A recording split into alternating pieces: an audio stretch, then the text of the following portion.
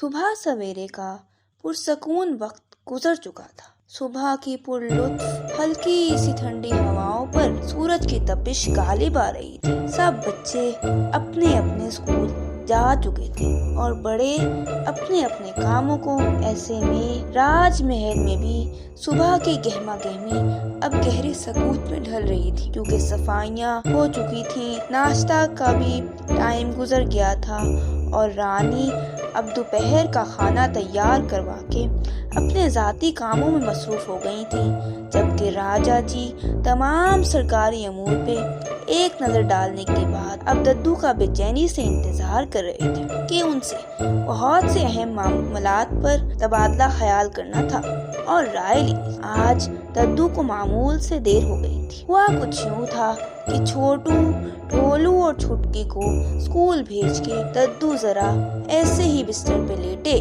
तो उनकी आंखें लग गई। आंख भी गहरी लग गई, मगर जब आंख खुली और वक्त देखा तो आंखें खुली की खुली रह गई। टाइम बहुत ज्यादा हो चुका था। जब वो राजा के पास से वापस आते थे तो छोटू और ढोलू के आने का वक्त भी हो जाता था। जल्दी से घर साफ करके दोपहर के लिए खाना तैयार करके वो राजा के पास राजमहल तशरीफ ले गए। राजा उनके देर से आने पे बहुत नाराज हुए। उनको देखते ही उठ खड़े हुए। दद्दू, आप टाइम देख रही हैं? क्या वक्त हो गया है? जी राजा जी, माजरत, आज देर हो गई। आपको ख्याल रखना चाहिए वक्त का।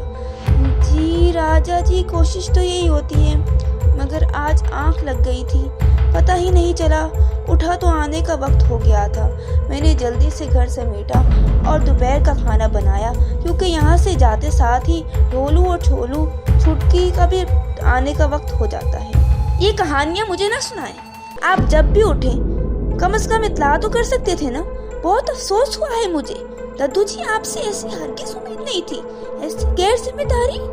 आप सनक कर के मुअज़्ज़ज़ सास में से शामिल होते हैं। माजरत राजा जी, सॉरी, आइंदा ऐसे नहीं होगा। अच्छे चले आए। आज बहुत अहम अमूर पर बात करनी थी आपसे, इसलिए नाराज हुआ। आपको बता देना चाहिए था। जी राजा जी, वो देखें, वहाँ टेबल पर अहम दस्तावेजात पड़ी हैं, वो ले आइए। दद्दू वो दस्तावेजात ले आए और फिर राजा दद्दू से उन मामलात पर बातचीत करने लगे। कुछ वक्त गुजर गया तो रानी ने एक मुलाजिम को भेजा जिसके हाथ में 2 जूस के गिलास थे। मुलाजिम ने गिलास वाली ट्रे दद्दू को पकड़ा दी। दद्दू ने ट्रे रख दी और एक गिलास राजा के लिए उठाया और राजा को पेश करने लगे तो एकदम चकरा से गए और सारा जूस राजा के कपड़ों पर और अहम कागजात पर, जिससे सारे कपड़े और कागज खराब हो गए। राजा इस सारी सूरत हाल पे आग बगोला हो गए। दद्दू जी, आज क्या हुआ है आपको? क्या मसला चल रहा है आपके साथ? कहाँ है आज आपका दिमाग? क्या चाहते हैं? दद्दू परेशान हो गए और सर झुका गए। वो अपनी तबीयत नासाज महसूस कर रहे थे और उनको राजा से ऐसे रवैये की उम्मीद न थी, इसलिए उनकी आंख से आंसू गिर गए। राजा बहुत गुस्से में आ गए थे। उनको कुछ न सूझ रहा था। कहने लगे, जाएं, चले जाएं आप यहाँ से, दोबारा नजर न आइएगा। दद्दू अफसरदा से हो गए और शिकस्ता कदम घर लौट आए। रानी को राजा पे बेइंतहा गुस्सा आया और दुख हुआ कि राजा ने गुस्से में क्या कर दिया। राजा जैसे ही गुस्से में उठकर अंदर आए, रानी भी उनके पीछे ही आ पहुंची और उनको जूस का एक नया गिलास दिया और उनके पास बैठ गई और धीरे धीरे राजा को समझाने लगी। राजा, ये क्या कर दिया आपने? क्या आपने दद्दू के साथ इतने सख्त रवैये में बात की? आपने उनको नहीं देखा आज क्या किया उन्होंने? मुझे उनसे ऐसी गैर जिम्मेदारियों की उम्मीद न थी। पहले देर से आए और फिर सारा जूस गिरा दिया। वो हमेशा वक्त पर आते हैं, आपका एहतराम करते हैं, आपको प्यार देते हैं। आज पहली बार हुआ है ये। आपको उनका ख्याल रखना चाहिए था। वो सनक घर की इतनी अहम शख्सियत है। हो सकता है उनकी तबीयत खराब न हो, कोई परेशानी हो उनको। हाँ, आप बस मुझे ही निताड़ा कर, मेरी ही गलतियाँ होती, दूसरों की गलतियाँ तो नजर ही नहीं आती। रानी अपना सर थाम के बैठ गई। उनको मालूम हो गया था कि अभी राजा को कुछ भी समझना बहस के आगे 20 जाने के जैसे, और वो चली गई। दद्दू घर पहुंचकर अफसरदा से होकर बैठ गई। छोटू, ढोलू, छुटकी स्कूल से घर आए तो दद्दू को परेशान बैठे देखा तो बेचैन हो गई। वो तीनों दद्दू से पूछने लगे कि क्या मसला है, लेकिन दद्दू उनको नहीं बता रहे। उन्होंने दद्दू से बहुत पूछा, लेकिन दद्दू ने उनको कुछ ना बताया। तो वो परेशान हो गए और उनको कुछ समझ नहीं आ रहा था कि वो क्या करे, दद्दू को कैसे ठीक करे, क्योंकि उनको ना मसले का पता था और ना ही मसले का हल। वो परेशान से होकर घर से निकले और बब्बन और दारोगा के पास गए कि उनसे अपनी परेशानी को बांटे। दारोगा और बब्बन मिलके ही खड़े थे। उनको आता देखकर उनके पास ही आ गए और जब उनको गमज़दा देखा तो वो और परेशान और उनसे उनकी परेशानी का सबब पूछने लगे। क्या हुआ है प्यारे दोस्तों, ऐसे परेशान क्यों हो? पता नहीं बब्बन चचा, दद्दू को क्या हो गया है, वो बहुत परेशान है और परेशानी की वजह भी नहीं पता। क्या आपको कुछ मालूम है कि उन्हें क्या हुआ है? जब हम स्कूल गए हुए थे क्या तब कुछ हुआ था? बब्बन सोचते हुए बोला, हाँ याद आया, आज दद्दू राजमहल देर से गए थे और जब वापस आए तो बहुत नादिम, शर्मिंदा और दुखी लग रहे थे। अच्छा, छोटू और ढोलू खोए खोए से बोले, ऐसा करते हैं हम राजमहल जाते हैं, राजा से पूछते हैं। नहीं नहीं बच्चों, ऐसे न जाओ, ना मालूम क्या मामला है, दद्दू से पूछ के जाओ। वो भागे भागे दद्दू के पास आए और कहने लगे, दद्दू जी आप हमें नहीं बताएंगे क्या, क्या मसला है? दद्दू चुप बैठे रहे तो वो कहने लगे, दद्दू जी ना बताएं, हम राजमहल जा रहे हैं, राजा से मालूम करके आते। दद्दू फौरन उठ खड़े हुए और कहने लगे, नहीं नहीं बिल्कुल नहीं, आप लोग हरगिज़ वहाँ नहीं जाओगे, और अगर गए तो वापस नहीं आना मेरे पास, इस गलती की कोई सॉरी नहीं होगी। वो तीनों सर झुका गए और ऐसे ही दिन गुजर गया। वो सब बुझल दिलों के साथ सोने के लिए लेट। बब्बन और दारोगा भी उनके लिए परेशान थे। अगला दिन हो गया, सब अपने अपने कामों पे गले गए तो दद्दू भागम भाग राजमहल जा पहुंचे। सिपाही ने राजमहल का दरवाजा तो दद्दू के लिए खोल दिया, मगर राजा जी दद्दू से मिलने के लिए तशरीफ न लाए। दद्दू परेशान से बैठे रहे। थोड़ी देर बाद रानी तशरीफ ले आई और दद्दू से माजरत करने, दद्दू जी मैं आपसे बहुत माजरत ख्वाह हूँ, राजा नहीं आ रहे आपसे, मैंने उनको बहुत समझाया है मगर वो नहीं समझ रहे बात को। अब हम बस दुआ ही कर सकते हैं कि राजा को समझ आ जाए। रानी जी माजरत वाली बात नहीं है, मेरे से गलती हुई थी, सजा मिलनी चाहिए थी मुझे, कोई बात नहीं, लेकिन मैं राजा को मना लूंगा। रानी दद्दू के अज़म से मुतासिर हुई, लेकिन कहने लगी, आज तो राजा नहीं आ रहे आपसे मिलने, आप कल कोशिश कर लीजिएगा। दद्दू अज़म से कहने, नहीं रानी बेगम, मैं अब यहाँ से जाऊँगा तो राजा को मना कर ही जाऊँ। अच्छा चले, जो आपकी मर्जी। राजा ने रानी और दद्दू की गुफ्तगू सुन ली और आ गए। यानी आप आज कहीं नहीं आने वाले दद्दू साहेब? फिर कुछ सोच के कहने लगी, आपको माफी इसी सूरत हाल में मिल सकती है दद्दू जी कि आप मेरे चंद सवालात का जवाब देते। जो सवालात मैं आपसे पूछने वाला हूँ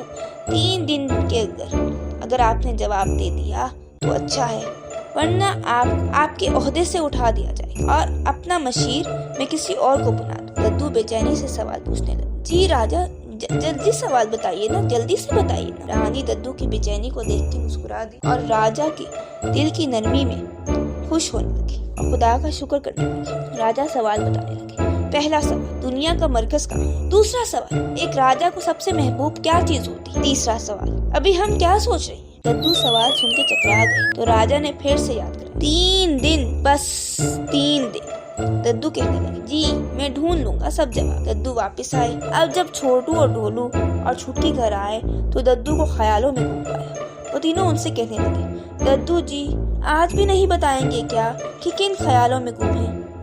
नहीं बताऊंगा। वो तीनों नाराज से होकर बैठ गए। एक दिन गुजर गया, दूसरा दिन भी गुजर गया, लेकिन अभी तक राजा को सिर्फ एक सवाल का जवाब मालूम हुआ था। उनके चेहरे पे तफक्कुर की लकीरें थी। अब के छोटू और ढोलू और छुटकी ने उनको ना छोड़ा और पूछ के ही दम लिया। बब्बन और दारोगा भी उन तीनों के साथ मौजूद थे। दद्दू ने सारा वाकया मनोअन सुना दिया, जिसको सुनकर सबको ही तकलीफ हुई। बब्बन फौरन बोला, उनको ऐसा नहीं करना चाहिए था, बहुत गलत किया उन्होंने, उनको दद्दू के रुतबे का ख्याल रखना। दारोगा ने भी बब्बन की हाँ में हाँ मिलाई तो दद्दू फौरन बोले, खबरदार, खामोश हो जाओ, आइंदा ऐसी बातें नहीं सुनो मैं आप लोगों से, राजा का अदब तो फर्ज है आप सब पे।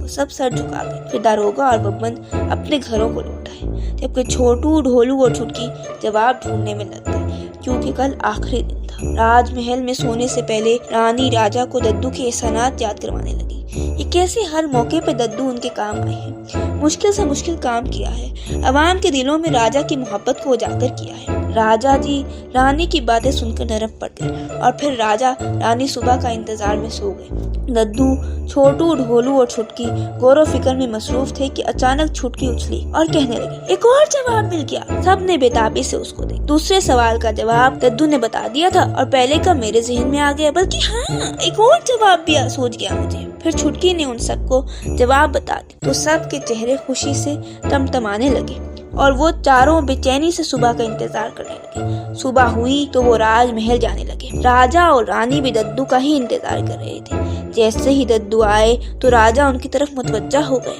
फिर दद्दू कहने लगे, मोहतरम राजा साहब, खुदा के फजल से तमाम जवाब ढूंढ लाया हूँ। राजा और रानी जानने के लिए बेचैन हो गए तो दद्दू ने कहना शुरू किया, आपका पहला सवाल, दुनिया का मरकज कहाँ है? जवाब के लिए ये देखें। और दद्दू ने जमीन पर एक नुक्ता लगाया।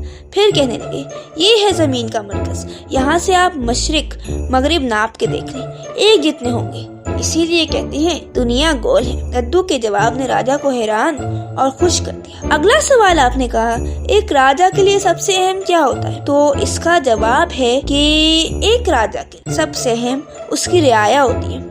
अगर रियाया राजा के साथ ना हो तो वो राजा राजा नहीं हो सकता। राजा की आंखों की चमक बहुत बढ़ गई। फिर दद्दू ने कहना शुरू किया, और तीसरे सवाल का जवाब ये है कि राजा जी, आप इस वक्त सोच रहे हैं कि दद्दू बहुत ज़हीन है और इसीलिए आप दद्दू से राजी भी हो गए हैं। राजा आखिरी बात सुनकर कहका लगाकर हंस दिया और कहने लगे, दद्दू जी आप भी ना। फिर दद्दू ने कहा, इन सब जवाबात को हासिल करने में मेरे साथ इन तीनों ने भी बराबर का काम किया है। अच्छी बात है। फिर राजा को अपने गलत रवैये पे शर्मिंदगी हुई और उन्होंने दद्दू से राजी हो गए और दद्दू से माफी भी मांग ली। दद्दू जी, मैं आपसे माजरत ख्वाह हूँ। उस दिन हमसे गुस्से में न जाने क्या क्या कह दिया। आप हमें माफ कर दें। सनकगर की जान है आप। राजा जी ऐसे क्यों शर्मिंदा कर रहे हैं? खुदा आपका साया हम पर सलामत रखे। सबने आमीन कहा। फिर राजा ने छोटू, ढोलू और छुटकी को भी इनाम देना चाहा तो छोटू और ढोलू ने लेने से इनकार कर दिया और कहने लगे कि राजा जी, असल इनाम की हकदार तो सिर्फ और सिर्फ छुटकी आप ही हैं। उन्होंने ही सारे जवाब दिए हैं। फिर राजा ने छुटकी को इनाम से नवाजा और वो सब खुशी खुशी घर लौट। छुटकी ने इस खुशी में अपनी इनामी रकम से बब्बन की दुकान से सबको गुलाब जामुन और जलेबियां खिलाई। दारोगा और बब्बन भी सब सुनकर पुरसकून हो गए और दद्दू को देरों दुआएं देने लगे।